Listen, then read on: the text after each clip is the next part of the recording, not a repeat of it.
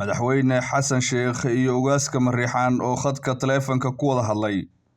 Generaal Fartaag oo xasan sheekh ka ballan qaaday in hubka dib loo soo celin doono.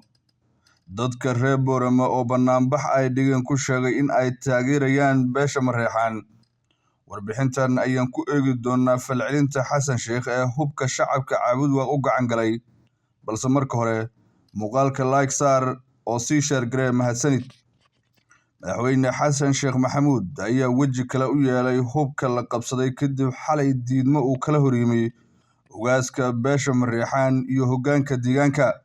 Wasiirka amniga Generaal Fartaag ayaa xalay khadka taleefanka isku soo geliyay madaxweyne xasan sheekh iyo ismada dhaqanka qaar ka mid ah wasiirada ka soo jeeda waqooyiga Galgaduud iyo dad badan oo deegaanka ah. Madaxweynaha ayaa yiri walaalayaal hubkan sidaad ogtihiin nisa ayaa waardiyeynaysay waxaana leh dowladda federaalka gaar ahaan ciidanka danab waxaana loogu talagalay wejiga labaad ee dagaalka argagixisada.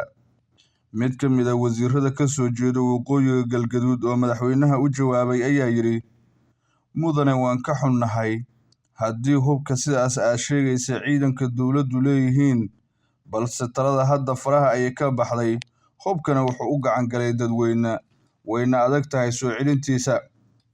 Madaxweynaha ayaa ku amray wasiirka amniga Generaal Fartaag inuu war-saxaafeed ka soo saaro hubkan kuna tilmaamo mid sharci darro ah oo ka yimid dalka Itoobiya. Sidaa darteed dowladda federaalka Soomaaliya ay tahay inay gacanteeda ku dhigto tallaabo adagna ay qaado. Su'aasha isweydiinta mudan ayaa ah haddii hub sharci darro ah ciidanka dowliga ah ay leeyihiin siduu madaxweyne xasan sheekh ku yiri danab ayaa iskale ee soo celiyo kolkii hore. Tirada hubka ayay warar kala duwan ka soo baxayaan.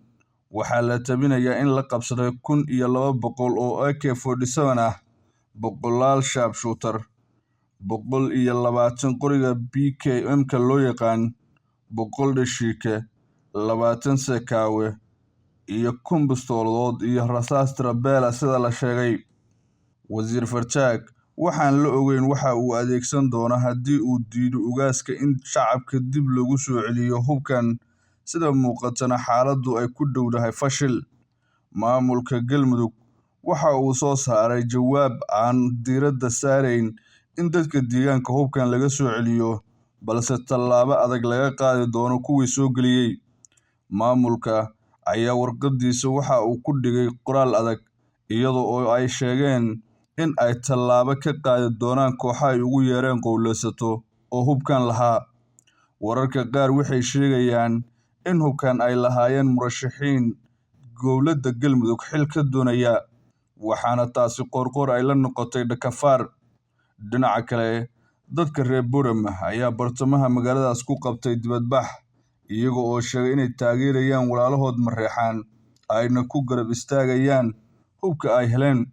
Reer Boorama waxay sheegeen in hubkaasi ay ku faraxsan yihiin inuu Mariixaan u gacan galo. Si kastaba ha ahaatee xiisad weyn ayuu hubkan beeshaas u gacan galay abuuray iyadoo oo caabud waq ay noqotay qof iyo qori. Dowladda federaalka Soomaaliya waxay ku guul dareysatay dib u soo celinta iyo dib u heshiisiinta beelaha Soomaaliyeed iyadoo oo gobollo ka mid ah dalka sida Shabeellaha Hoose, Shabeellaha Dhexe, Hiiraan, Baay, Bakool, Mudug iyo Galgaduud ay ka socdaan dagaal u dhaxeeya beelo Soomaaliyeed. Kolkii hore ayay dowladdu fashil ka wajahaysa dagaalka ka dhanka ah waxa loogu yeero argagixisada.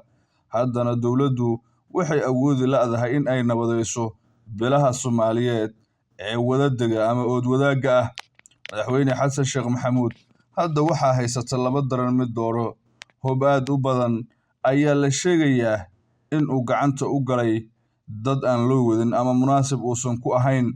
Beelahaasi hubka waxay ku abuuri karaan khalkhal iyo weerar ay ku qaadaan beelo kale taa oo caqabad ku ah nidaamka dowliga ah ee kolkii horeba fadhiidka ahaa.